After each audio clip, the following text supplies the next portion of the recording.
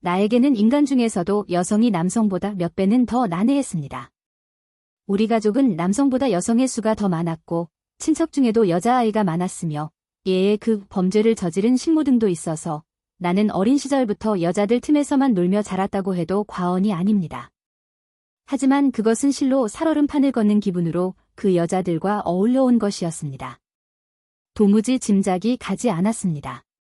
오리무중 속에서 가끔 호랑이 꼬리를 밟는 실수를 저질러 심한 상처를 입곤 했는데 그것은 남성에게 받는 매질과는 딸려서 뇌출혈처럼 극도로 불쾌하게 안으로 파고들어 좀처럼 치유하기 힘든 상처였습니다. 여자는 끌어당겼다가도 횃불이치고 혹은 사람들이 있는 곳에서는 나를 업신여기고 냉대하다가도 아무도 없게 되면 꽉 껴안습니다. 여자는 죽은 듯이 깊이 잠듭니다. 여자는 잠자기 위해 태어난 것이 아닐까 싶기도 했습니다. 그 외에도 여자에 관한 여러 관찰을 이미 유년 시절부터 얻었지만 같은 인류이면서도 남자와는 전혀 다른 생물 같은 느낌이었고 게다가 이 불가해하고 방심할 수 없는 생물은 묘하게 나를 참견했습니다. 반한다느니 좋아한다느니 하는 말도 나에게는 전혀 어울리지 않고 참견당한다고 하는 편이 그나마 실상에 가까운 설명일지도 모릅니다. 여자는 남자보다 훨씬 더 익살에 마음을 놓는 듯했습니다. 내가 익살을 연기할 때 남자는 아무래도 언제까지고 낄낄거리며 웃고 있지는 않으며 나 또한 남자에 대해 너무 흥이 겨워 익살을 과하게 떨면 실패한다는 것을 알고 있었기에 반드시 적당한 선에서 끝내도록 마음을 썼습니다. 하지만 여자는 적당한 정도를 몰랐습니다. 언제까지고 나에게 익살을 요구했고 나는 그 끝없는 앙코르에 응하느라 기진맥진해지곤 했습니다. 정말이지 잘 웃습니다. 대체로 여자는 남자보다 쾌락을 더 많이 입안 가득 머금을 수 있는 모양입니다. 내가 중학교 시절 신세 지던 집에 큰딸도 작은딸도 틈만 나면 2층 내 방으로 찾아왔고 나는 그때마다 펄쩍 뛸 정도로 깜짝 놀라며 그저 겁에 질려 공부하니? 아니요 라며 미소 지으며 책을 덮고 오늘 말이야 학교에서 곰봉이라는 별명의 지리 선생님이 말이야? 라며 술술 입 밖으로 흘러나오는 것은 마음에도 없는 익살스러운 이야기뿐이었습니다. 요짱, 안경 써봐. 어느 날 밤, 작은 딸 셋장이 언니와 함께 내 방에 놀러와 한참 나에게 익살을 떨게 한 끝에 그런 말을 꺼냈습니다. 왜? 됐으니까 써봐. 언니 안경 빌려서 언제나 이런 난폭한 명령조였습니다. 광대는 순순히 언니의 안경을 썼습니다. 그러자 두 딸은 자지러지게 웃었습니다. 똑같아. 로이드랑 똑같아. 당시 해럴드 로이드라는 외국 영화 희극 배우가 일본에서 인기가 있었습니다. 나는 일어나 한 손을 들고 제군들이라고 말하며 이번에 일본 팬 여러분께 라며 한바탕 인사를 시연해 더욱 크게 웃긴 뒤 그 후로 로이드 영화가 그 마을 극장에 올 때마다 보러 가서 남몰래 그의 표정 등을 연구했습니다. 또 어느 가을 밤 내가 누워서 책을 읽고 있는데 언니, 아내사, 가세처럼 재빨리 방으로 들어오더니 대뜸 내 이불 위에 쓰러져 울며 요짱이 나를 도와줄 거지? 그렇지. 이런 집 같이 나가버리는 게 좋아.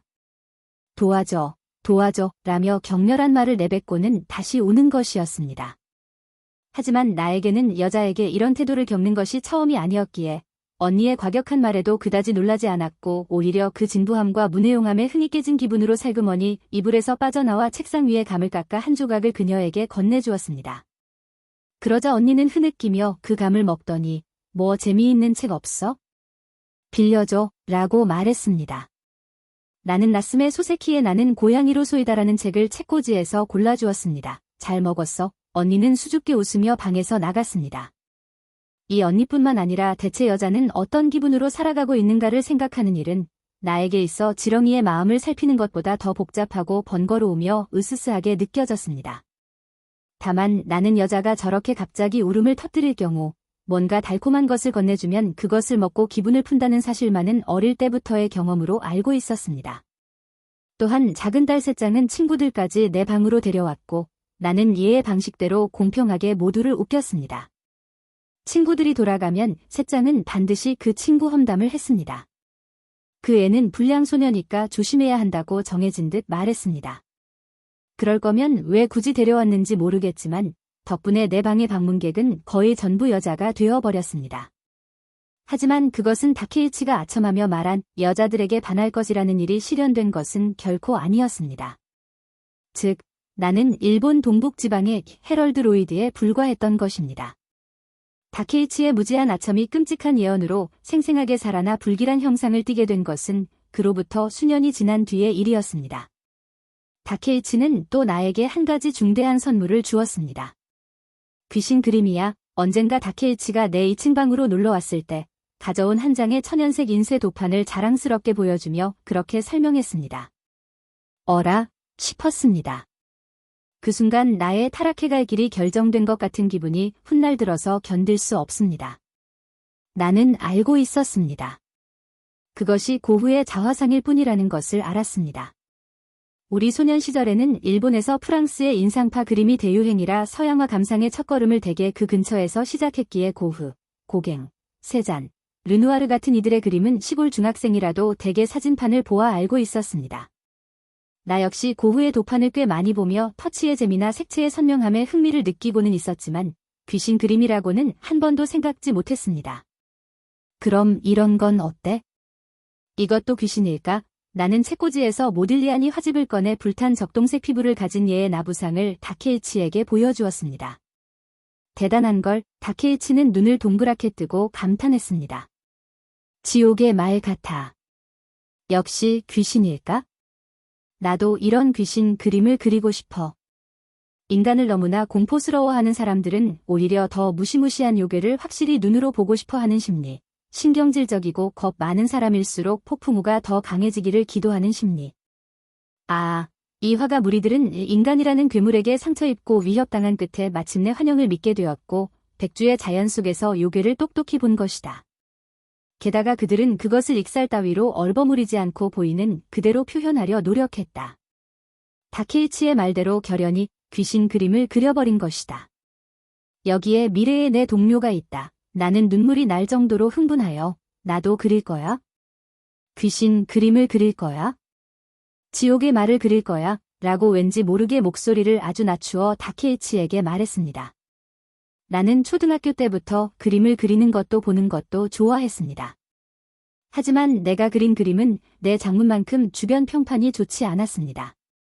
나는 애당초 인간의 말을 전혀 신뢰하지 않았기에 장문 같은 것은 나에게 그저 익살 섞인 인사치레 같은 것이었고 초등학교, 중학교 내내 선생님들을 광의하게 했지만 정작 나 자신은 전혀 재미가 없었습니다.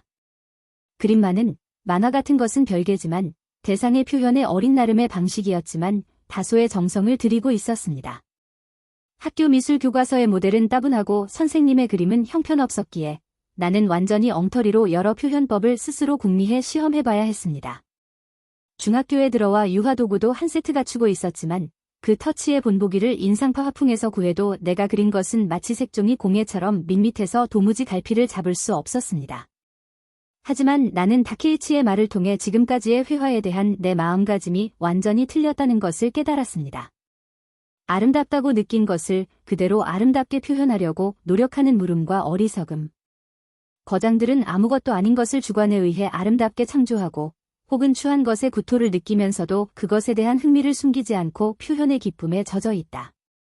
즉, 타인의 시선에 조금도 의지하지 않는 듯하다는 그림의 원초적인 비법을 다케이치로부터 전수받아 나는 예의 여자 방문객들에게는 숨긴 채 조금씩 자화상 제작에 착수해 보았습니다.